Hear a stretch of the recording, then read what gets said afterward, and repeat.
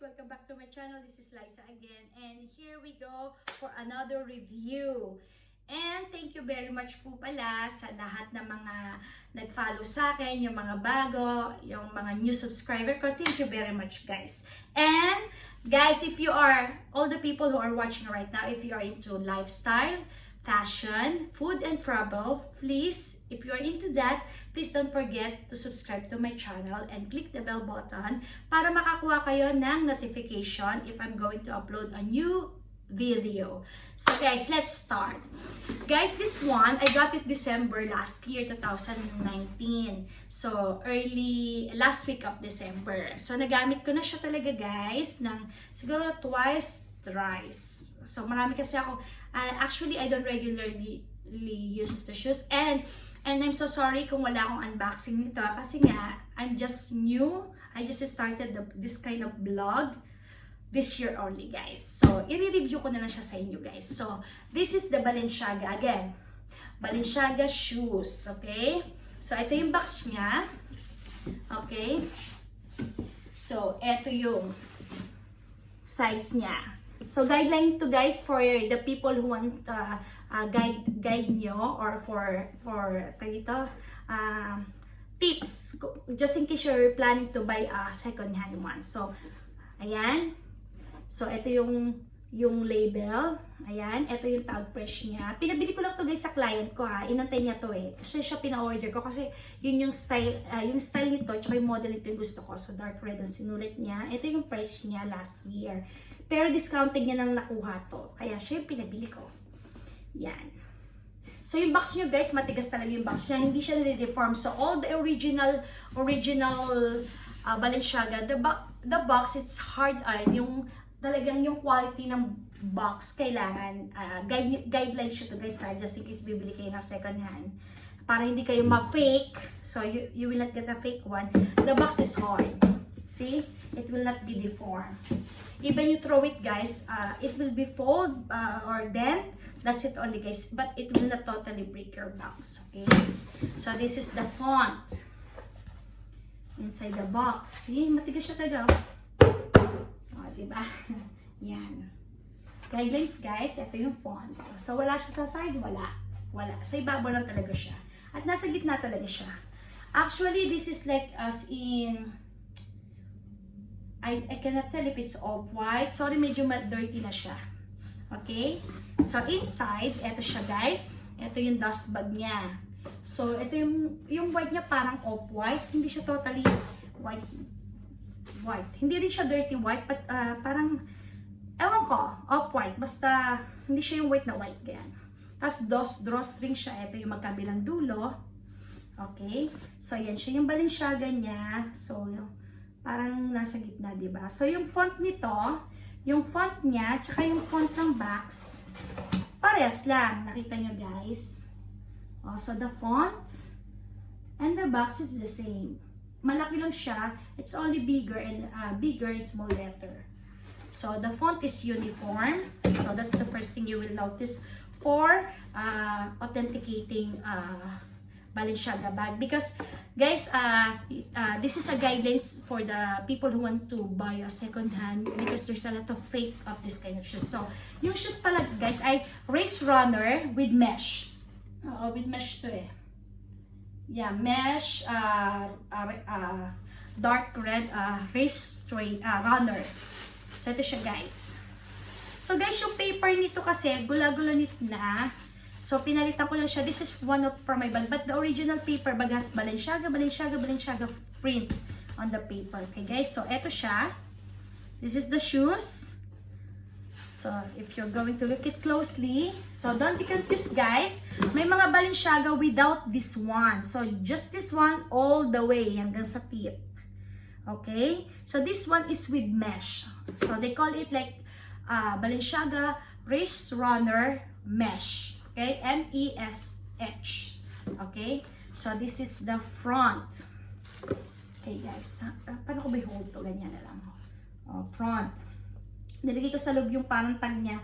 That one, that plastic guys, it's here. But I put it inside. So leave it there. Yan. So, Balenciaga, like that. Some shoes, they have Balenciaga made in Italy. Dito sa may sole niya. Dito sa may inner niya. So, some of them, they don't have. Okay? So, I've checked it on the shop. Some of them now, yung 2020, yung early 2000 January, like they have Balenciaga made in Italy. Okay? Some of them, the late version, they don't have it, guys. Yung mga early 2019, so they only put Balenciaga. Okay? Don't be confused, guys.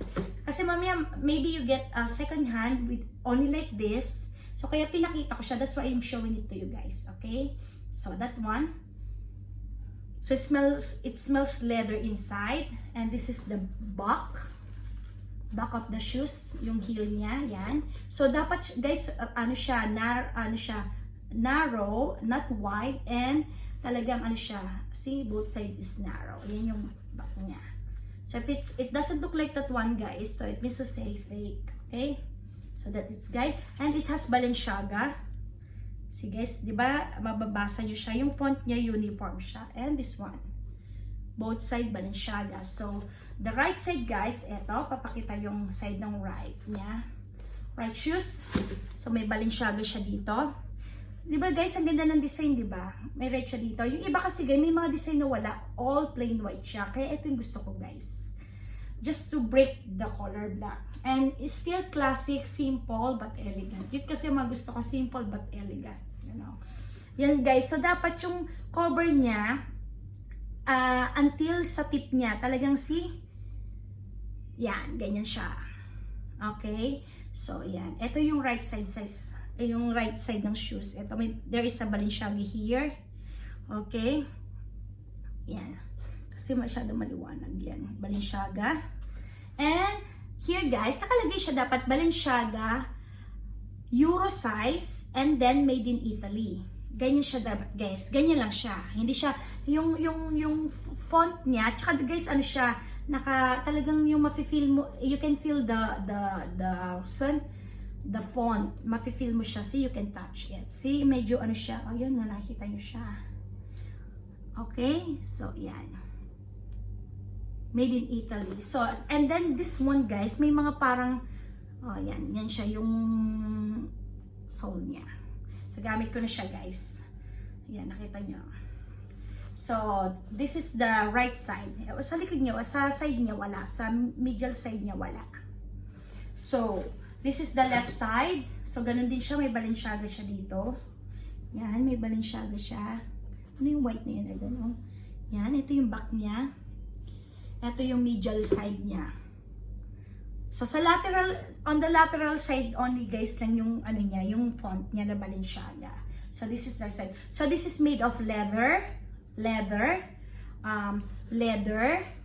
This one is, I don't know how they call it. Basta parang siya, velvet, pag ginawa ka mo siya.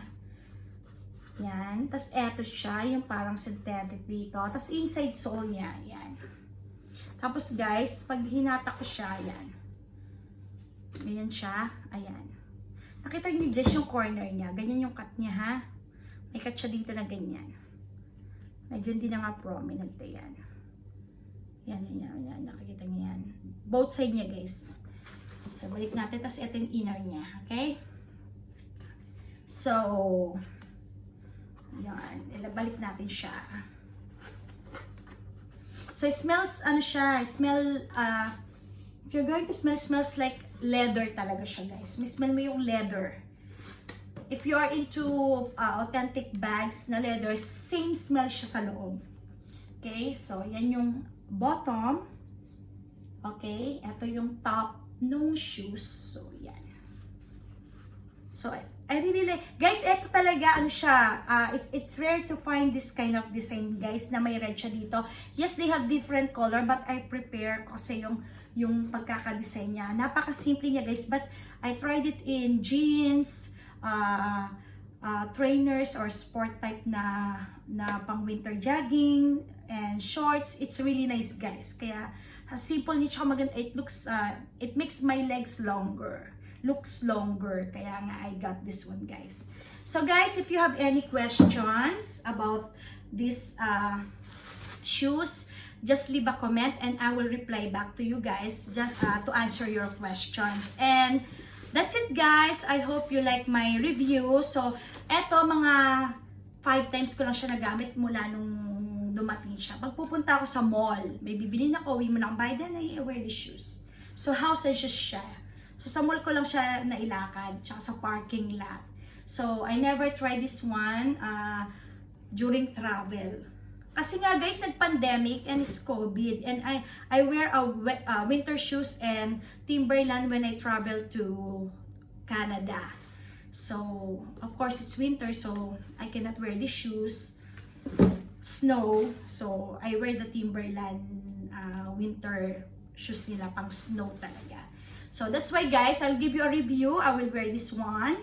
And actually, I'm going to attach a video how I pair this one with a certain outfit na summer style siya. So guys, I hope you like my video and please don't forget to subscribe to my channel. Really appreciate it guys. And thank you. Bye. See you next time.